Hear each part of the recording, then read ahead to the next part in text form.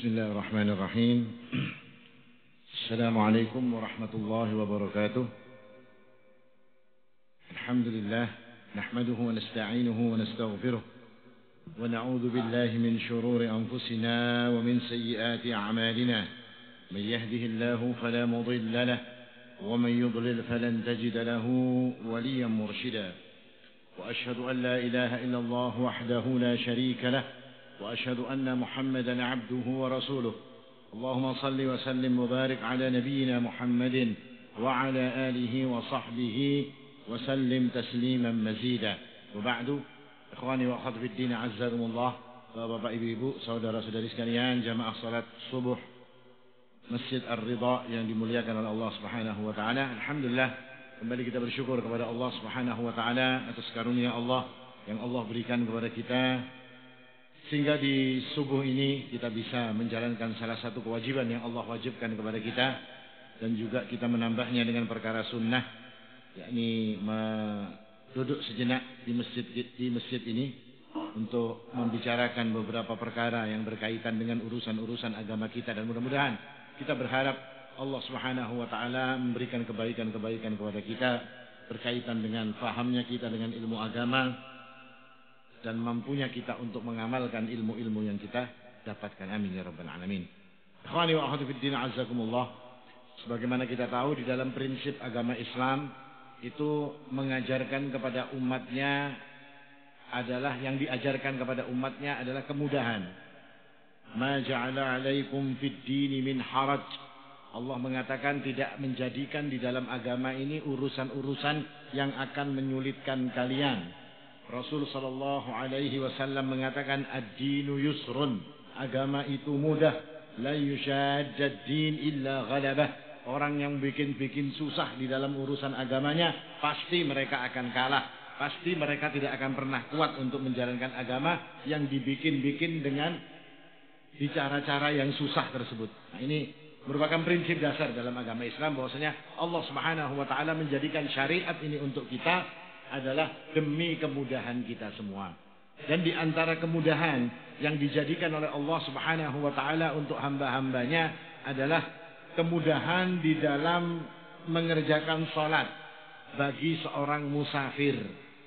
Artinya seorang musafir itu diberikan kemudahan oleh syariat ini agar mereka ini bisa dengan mudah, bisa tenang dalam safarnya, dan bisa tetap dalam mengerjakan semua kewajiban yang Allah wajibkan kepada mereka. Dan berkaitan dengan salat musafir, atau yang juga kita kenal dengan salat jamak atau dengan salat qashar, ini kaitannya dengan seorang musafir. Meskipun jamak dan qashar tidaklah khusus bagi orang-orang musafir, tidak. Karena jamak juga bisa bagi orang yang sakit. Jamak bisa juga ketika terjadi hujan dan yang lain-lainnya. Tapi yang kita bahas adalah berkaitan dengan sholatnya seorang musafir dalam kaitan sholat jamak dan qashar. Dalam perkara ini para ulama sebenarnya berselisih dalam satu perkara, dan mereka bersepakat dalam perkara yang lain. Perkara-perkara yang disepakati oleh para ulama, yang pertama adalah bahwasanya musafir itu diperbolehkan bagi mereka untuk menjamak dan juga mengqashar sholat mereka. Ini disepakati, tidak ada perselisihan. Ketika seseorang itu ditetapkan sebagai seorang musafir dengan jarak yang telah ditentukan oleh syariat, maka pada saat itu pula dia dibolehkan untuk mengqashar dan menjamak salat mereka. Dan ini berdasarkan dari ayat Al-Quran. Allah Subhanahu wa taala mengatakan, "Wa idza darabtum fil ardi falaysa 'alaikum junahun an taqsuru minas shalah in khiftum ayyuftinakumul ladzina kafaru." Dan ketika kalian ini, kata Nabi, kata Allah Subhanahu wa taala, berjalan di muka bumi ini, maka boleh di antara kalian itu tidak ada masalah, kata Allah Subhanahu wa taala, untuk mengqashar salat kalian. Apalagi ketika kalian itu in khiftum ayyuftinakum alladzina kafaru, ketika kalian itu takut mendapatkan serangan ataupun gangguan daripada orang-orang kafir. Qashar salat itu pada asalnya itu berkaitan dengan salatnya orang ketika perang, boleh diqashar. Tapi kemudian di berjalannya waktu, akhirnya salat yang diqashar, yang dulunya untuk orang-orang yang takut dikejar oleh musuh mereka, takut diganggu musuh mereka dalam keadaan perang, itu dibolehkan untuk sholat semua musafir yang melakukan safar. Dan ini berdasarkan sabda Nabi SAW atau berdasarkan perbuatan Nabi. Kana Nabi SAW yaqsuru fis safar. Nabi itu mengqasar sholatnya di safar. Dan ketika itu ditanyakan kepada Nabi, kata Nabi SAW, ini adalah sedekah dari Allah Subhanahu wa taala. Artinya sholat yang tadinya 4 dijadikan 2, itu sedekah dari Allah Subhanahu wa taala, maka ambil sedekah tersebut. Nah, ini perkara yang disepakati oleh para ulama. Perkara lain yang disepakati oleh ulama adalah bahwasanya musafir itu tidak wajib untuk melaksanakan sholat Jumat. Musafir tidak wajib bagi mereka untuk melaksanakan sholat Jumat. Jadi kalau kita safar, misalnya kita repot mau cari masjidnya, repot jauh dan segala macam, silahkan sholat zuhur. Karena semua ulama sepakat, tidak ada satupun yang menyelisihi bahwasanya orang yang safar itu boleh tidak mengerjakan sholat Jumat. Karena dalam sebuah riwayat dikatakan, laisa 'alal musafiri jum'ah. Tidak ada kewajiban bagi seorang musafir itu sholat Jumat. Ini perkara yang disepakati oleh para ulama. Perkara yang kemudian yang disepakati oleh para ulama berkaitan dengan sholat adalah ketika sholat itu merupakan perkara yang harus dijaga dan harus dikerjakan. Artinya dalam keadaan seperti apapun, seseorang itu wajib untuk mengerjakan sholat. Ketika mereka mengatakan kami dalam keadaan susah karena kita mengerjakan safar, kami dalam keadaan repot karena kami sedang melakukan perjalanan, syariat tetap membebankan kepada mereka untuk melakukan sholat dan syariat memberikan keringanan. Boleh sholatnya diqasar dan juga boleh sholat tersebut dijamakkan. Karena Nabi Allah mengatakan, Inna salata kanat 'alal mu'minina kitaban mawquta. Sholat itu kewajiban yang telah ditentukan waktu-waktunya, maka tidak bisa dilanggar. Perkara keempat yang disepakati oleh para ulama adalah bahwasanya tidak boleh mendahulukan sholat atau mengakhirkan sholat dari waktunya kecuali karena ada udzur. Artinya sholat itu kita harus dikerjakan di waktunya. Tidak boleh sholat itu digeser waktunya kecuali ada udzur. Nah, udzur yang menggeser sholat dari waktunya udzur apa? Udzur karena safar salah satunya. Orang yang safar melakukan perjalanan, maka boleh dia jadikan sholat asar misalnya dikerjakan di waktu zuhur. Atau dia kerjakan sholat zuhur dia kerjakan di waktu asar. Atau sholat maghrib di waktu isya dia kerjakan. Atau sholat isya dikerjakan di waktu maghrib. Artinya digesernya waktu dengan salah satu udzur yakni safar. Ini perkara yang disepakati oleh para ulama. Adapun berkaitan dengan sholatnya seorang musafir yang diperselisihkan oleh para ulama, dan ini yang akan kita bahas poin kita di sini. Kenapa poin kita di sini? Karena kita melihat bahwasanya terkadang ada orang yang masih tidak paham bahwasanya ini adalah perkara yang diperselisihkan di kalangan para ulama. Seolah-olah ada yang menganggap perkara ini adalah perkara pasti. Kalau orang tidak mengerjakan seperti apa kata dia, maka seolah-olah orang itu dosa. Seolah-olah sholatnya kayak nyembah berhala misalnya, kan? Kayak model salah benar sholatnya. Apa itu? Adalah berkaitan dengan hukum menjamak antara sholat Jumat dan sholat asar. Sebagaimana kita tahu, kebanyakan orang mengatakan bahwasanya sholat Jumat tidak bisa dijamak dengan sholat asar. Terus kayak apa kalau kita umpat Jumatan? Artinya mereka ngasih solusi. Kalau ikut Jumatan, ya sholat saja di belakang imam dengan niat kita sholat zuhur yang diqasar. Baru nanti setelahnya kita mengerjakan 2 rakaat lagi sholat asar dengan niat sholat asar yang diqasar. Seperti itu Pak biasanya kita dengar. Nah sekarang kita akan melihat apakah dalil-dalil yang dikemukakan ini dalil-dalil mana yang bisa diambil. Atau dalil-dalil kelompok yang mana yang dalil-dalilnya paling kuat dan itu menjadikan kita memegang pendapat tersebut. Maka kita akan lihat satu persatu. Yang pertama, kelompok pertama mengatakan bahwasanya jawazul jam'i bainal jum'ah wal 'asr. Jam'ut takdim. Boleh seseorang itu menjamak antara sholat Jumat dan sholat asar dengan jamak takdim fi safar, di dalam masalah dalam keadaan ketika dia bersafar. Ini sebagai yang terkenal mu'tamad di kalangan madhab Syafi'i. Artinya madhab Syafi'i mengatakan boleh seseorang itu menjamak antara sholat Jumat dengan sholat asar di saat dengan jamak takdim di saat dia sedang melaksanakan safar. Artinya ketika masuk masjid, sholat Jumat dikumandangkan atau sholat Jumat ditegakkan. Lalu kita sholat Jumat. Apakah niatnya harus sholat duhur? Tidak perlu. Niatnya sholat Jumat, kata mazhab Syafi'i. Setelah selesai sholat Jumat kita salam, berdiri lagi untuk 2 rakaat mengerjakan sholat asar. Apa dalil mereka? Dalil dari kelompok ini atau dari mazhab Syafi'i yang mengatakan bolehnya seseorang itu sholat Jumat digabung atau dijamak dengan sholat asar dengan jamak takdim adalah hadis dari Anas bin Malik. Bahwasanya karena Rasulullah sallallahu alaihi wasallam idza irtahala qabla an tazigha asy-syams akhara adh-dhuhr ila waqti al-'ashr thumma nazal fajama'a bainahuma. Rasulullah sallallahu alaihi wasallam itu kalau akan pergi safar, akan melaksanakan bepergian, maka beliau itu melihat kalau mataharinya itu belum geser, belum di tengah, masih sholat duhur, masih jauh waktunya, maka Nabi tetap berangkat dan Nabi Shallallahu Alaihi Wasallam kemudian mengakhirkan sholat duhur. Artinya kalau berangkatnya misalnya kita duhur jam 12:30, berangkat jam 11, maka diakhirkan sholat duhur itu kapan dikerjakan? Nanti ketika berhenti di waktu asar. Artinya jamak takhir. Tapi kata Anas bin Malik, fa'in zaghat asy-syamsu qabla an yartahil sholat zuhur thumma rakib.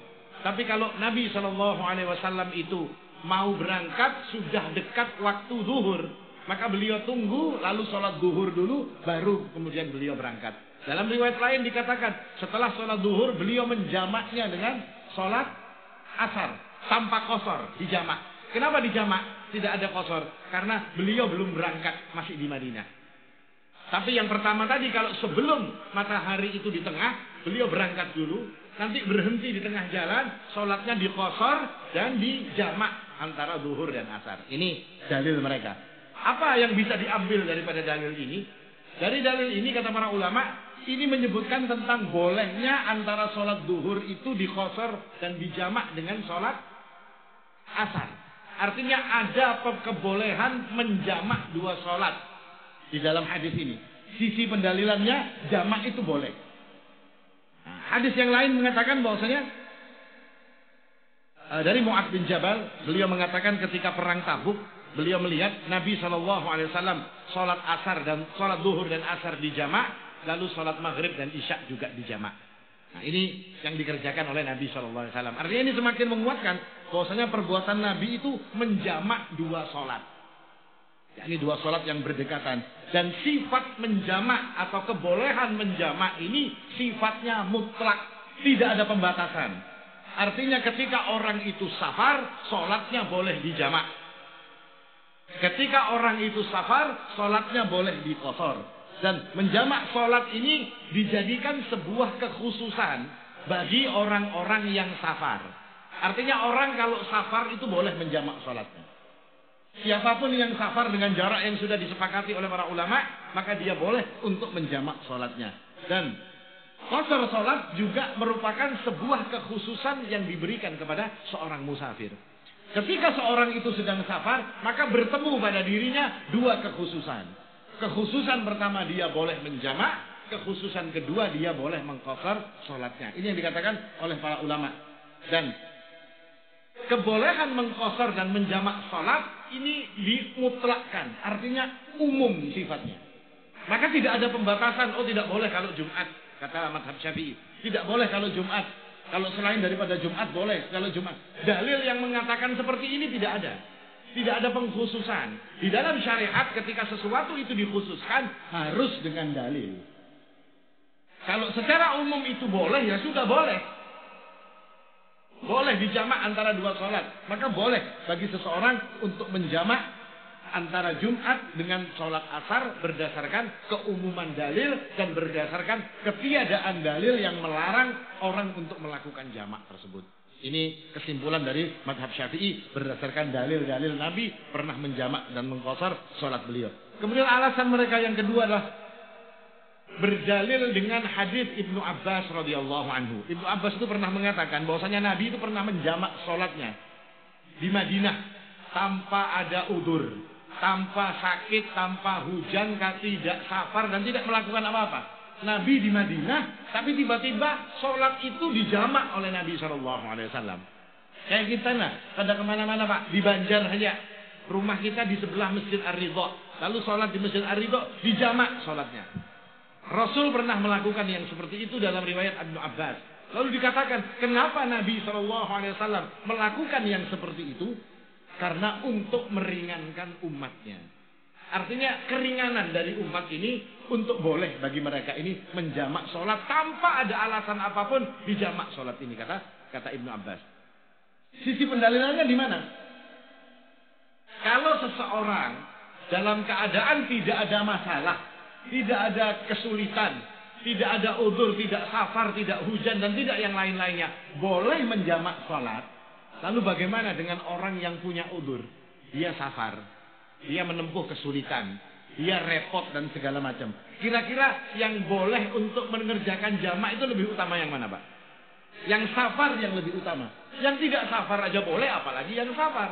Nah, dari sisi ini pula mereka mengatakan bahwasanya sholat Jumat, orang yang mengerjakan sholat Jumat dalam keadaan safar itu sama kedudukannya. Mereka punya kesulitan, punya udzur dalam safarnya. Sehingga dibolehkan bagi mereka untuk mengerjakan sholat Jumat beriringan atau berjamak dan diqashar dengan sholat asar di waktu safar mereka. Ini dalil yang kedua di antara kelompok ulama Syafi'iyah.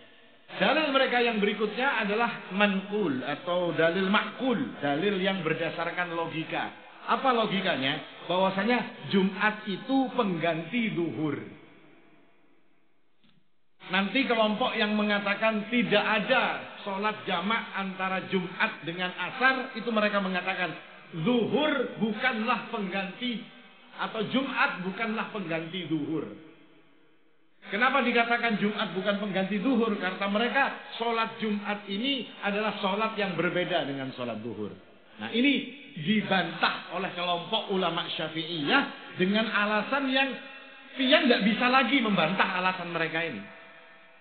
Ketika mereka mengatakan Jumat itu adalah pengganti duhur. Ketika Jumat sebagai pengganti duhur, maka hukum-hukum duhur itu masuk ke dalam Jumat. Apa alasan mereka? Alasan mereka begini. Kalau orang sholat Jumat, lalu dia masbuk. Masbuknya 2 rakaat.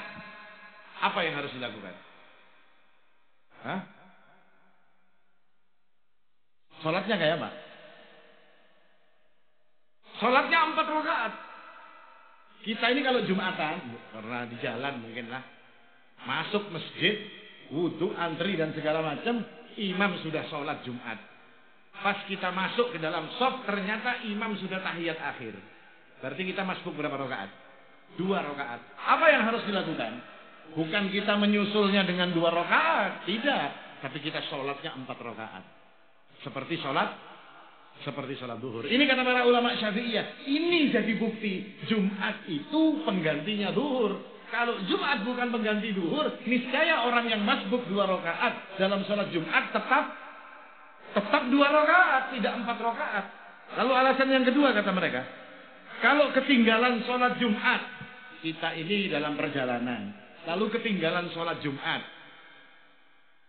apa yang harus dilakukan Pak? Jumatan seorangan 2 rakaat.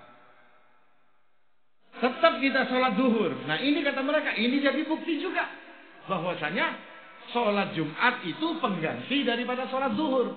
Alasan yang lain kata mereka, bahwasanya waktu sholat Jumat dengan waktu sholat duhur itu sama. Permulaannya dan akhirnya itu sama. Karena Rasulullah itu kadang-kadang memolorkan sedikit sholat Jumat kalau udara itu panas. Misalnya jam 12:30. Panas-panasnya hari diundur oleh Nabi SAW, dinginkan sedikit sampai kira-kira nanti jam 1:30 atau 1:30 atau jam 1 lebih dimundurkan oleh Nabi. Dan itu biasa terkenal di dalam hadis-hadis Nabi SAW. Nah, alasan ketika ini sama waktunya, lalu kalau terlambat harus diganti dengan sholat duhur. Kalau tidak dikerjakan juga harus diganti dengan sholat duhur. Maka tidak ada alasan kata para ulama Syafi'i yang mengatakan bahwasanya sholat duhur tidaklah sama dengan sholat Jumat. Maka berdasarkan semua kesimpulan ini, bahwasanya Nabi pernah menjamak dan pernah mengqashar secara umum itu dilakukan oleh Nabi. Lalu yang kemudian berlaku berikutnya adalah sebuah keringanan bagi umat yang dalam keadaan safar untuk lebih utama diberikan keringanan. Dan yang ketiga, bahwasanya sholat zuhur atau sholat Jumat itu adalah pengganti daripada sholat zuhur. Nah, ketika hukum-hukum sholat zuhur itu dipindah kepada sholat Jumat, maka tetap hukum yang ada pada sholat Jumat ini tetap berlaku untuk sholat zuhur. Maka orang yang menjamak sholat Jumat bersama dengan sholat asar, pada hakikatnya sama saja dengan mereka itu menjamak antara sholat zuhur dan sholat asar. Maka kata mereka hukumnya adalah boleh. Ini kelompok yang pertama. Kelompok yang kedua, ini madhab Hambali, yang biasanya disebarkan di kalangan kita, ya ini pendapatnya. Ya, biasanya Jumat lawan asar kan tidak boleh untuk yang biasanya di khalayak, yang diketahui di khalayak bahwasanya Jumat dengan asar itu tidak boleh dijamak. Nah, ini pendapatnya Hambali. Apa dalil mereka? Tidak punya dalil. Dalilnya cuma satu. Itu tidak dikerjakan oleh Nabi SAW sudah. Itu aja dalilnya. Nabi tidak mengerjakan sholat Jumat dijamak dengan asar di waktu safar. Itu aja dalilnya. Artinya mereka tidak ada dalil yang hadis atau apa, tidak. Cuma mengatakan bahwasanya Nabi tidak pernah melakukan jamak antara Jumat dengan asar di waktu safar beliau. Sedangkan mereka mengatakan bahwasanya sholat itu kita mauquta. Ya kan, waktunya sudah ditetapkan. Tidak boleh digeser-geser kata mereka. Asar ditarik kepada Jumat tidak bisa. Jumat sholat yang berdiri sendiri. Dalilnya cuma itu. Nabi tidak pernah mengerjakan. Sudah cukup itu aja dalilnya. Lalu kenapa Nabi itu tidak mengerjakan? Mereka tidak membahas bahwasanya di zaman dulu saat orang safar itu ada beberapa kesulitan. Apa kesulitan yang ada? Tidak gampang nemu masjid, Pak. Ya kan?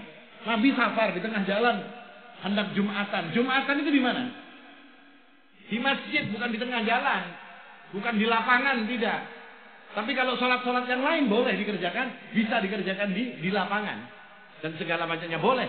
Tapi kalau orang sedang safar tidak mungkin. Tapi ketika mereka menemukan masjid, artinya di dalam masjid tersebut ada seorang orang yang mukim, yang mereka mengerjakan Jumat. Maka ketika mereka ikut di sana tidak ada masalah. Dan itu adanya hari ini. Kalau dulu tidak ada. Kalau safar ya sudah. Rasulullah itu dari Madinah menuju Tabuk tidak pernah singgah di masjid, Pak. Kenapa tidak pernah singgah di masjid? Loh, karena kan ada masjidnya, ya apa hendak disinggahi? Ya kalau sekarang kita dari Madinah ke Tabuk masjidnya banyak. Kalau dulu tidak ada. Akhirnya apa yang dikerjakan? Ya sholat di tengah jalan. Bumi juga dijadikan tempat sujud. Mereka sholat asar di jalan. Tapi hari ini keadaan sudah berbeda.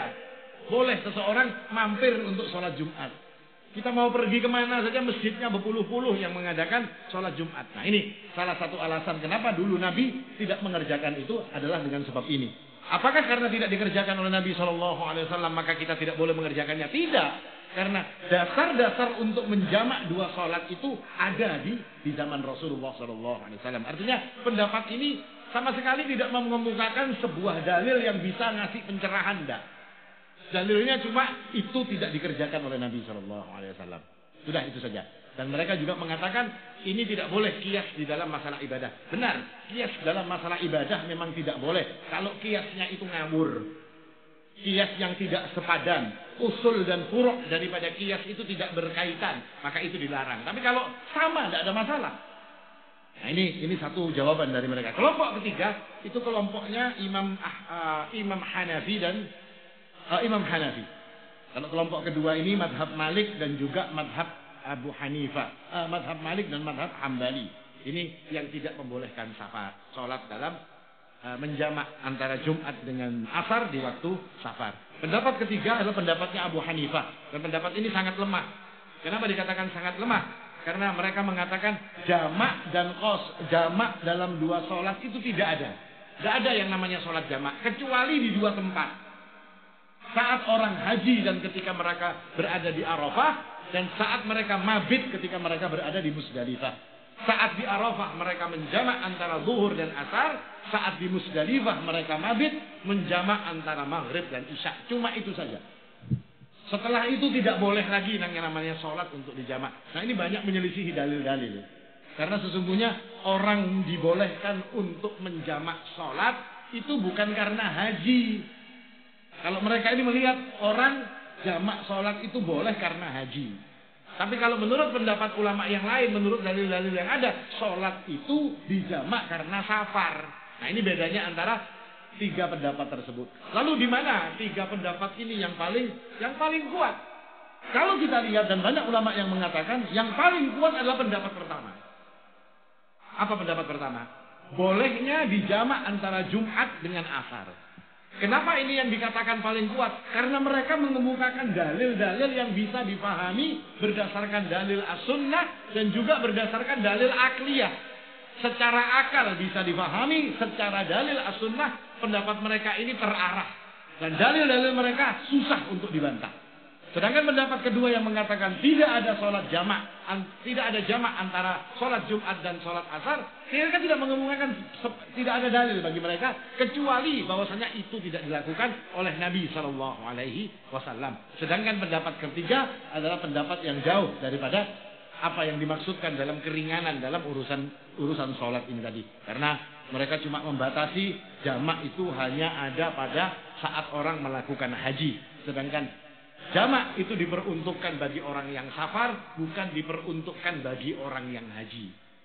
Artinya kalau orangnya mungkin orang penduduk situ juga ya kada dijamak sholatnya meskipun mereka dalam urusan berhaji. Nah ini beberapa pendapat berkaitan dengan jamak antara sholat Jumat dan juga sholat Asar. Nah ini disampaikan agar kita menjadi paham. Maksudnya dari pendapat-pendapat itu mereka itu semua punya dalil. Bahkan kita jadi tahu mana dalilnya yang kuat, mana yang dalilnya yang lemah. Bahkan mana yang dalilnya melenceng daripada apa yang telah disepakati oleh para ulama. Nah dari sebab itu pula kita juga jadi sebab untuk bisa memutuskan satu pendapat. Tapi tetap masalah ini adalah masalah khilafiyah. Artinya masalah khilafiyah itu apa? Tidak boleh masalah khilafiyah itu menjadikan seseorang itu saling tuduh dan segala macam. Tidak. Kalau ada yang mengatakan, oh tidak Ustaz, saya akan menjadikan sholat Jumat tidak dijamak dengan sholat Asar. Jadi kalau saya ikut Jumatan, niat saya adalah sholat duhur yang diqashar, lalu setelah itu saya sambung dengan Asar. Silahkan. Tapi ada yang mengatakan, saya sholat Jumat ikut Jumatan. Tapi setelah Jumatan saya akan mengerjakan sholat Asar dengan saya qashar. Boleh. Karena pendapat ini pun adalah pendapatnya Imam Syafi'i. Dan ini lebih banyak dalilnya, lebih terarah dalilnya.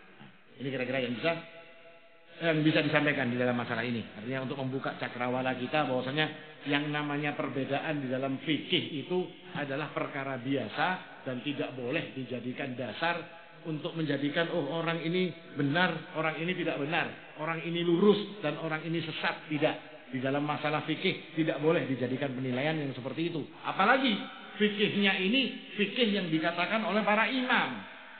Ini Ahmad, Syafi'i, Abu Hanifah, Malik dan yang lain-lainnya. Maka lebih tidak boleh kita mengatakan bahwasanya ketika ada perbedaan di antara mereka kita tuduh dengan yang namanya sesat dan kekeliruan. Ini kira-kira yang bisa disampaikan. Mudah-mudahan bermanfaat membuka cakrawala kita. Aqulu qouli hadza wal haqqu indallah. Subhanakallahumma bihamdik asyhadu an la ilaha illa anta astaghfiruka wa atubu ilaik. Wassalamu alaikum warahmatullahi wabarakatuh.